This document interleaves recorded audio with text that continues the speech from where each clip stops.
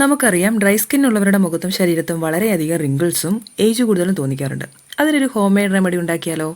Aloe vera, olive oil, coconut oil, carrot എന്നിവയാണ് ഇതിലെ ingredients. ആദ്യം തന്നെ ഒരു ഗ്രേറ്റ് ചെയ്തെടുത്ത ക്യാരറ്റ് ഒരു കോട്ടണിൽ വെച്ച് പിഴിഞ്ഞെടുക്കുക. പിന്നീട് olive oil, coconut oil, aloe vera ചേർത്ത് ഇത് മിക്സ് ചെയ്യുക. ബാക്കി ഇത്രയേ ഉള്ളൂ. എനിക്ക് ഇത്തരം കാര്യങ്ങൾ ഇൻട്രസ്റ്റ് ആയി തുടങ്ങിയത് ഡെലിവറി കഴിഞ്ഞിട്ടാണ്. ഡെലിവറി കഴിഞ്ഞ് വേദുകുളി, അതുമായി ബന്ധപ്പെട്ട face pack, body pack, massaging ഒക്കെ ആ ദിവസങ്ങൾ എന്നെ സംബന്ധിച്ച് വളരെ ആശ്വാസകരമായിട്ടുള്ള കാര്യങ്ങളായിരുന്നു.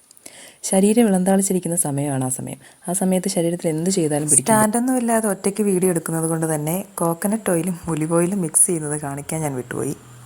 ഡെലിവറി കഴിഞ്ഞ് നല്ല ഫുഡ്, നല്ല ഹോം കെയർ എല്ലാം കിട്ടി ശരീരം അങ്ങ് നന്നായി മിനുങ്ങി.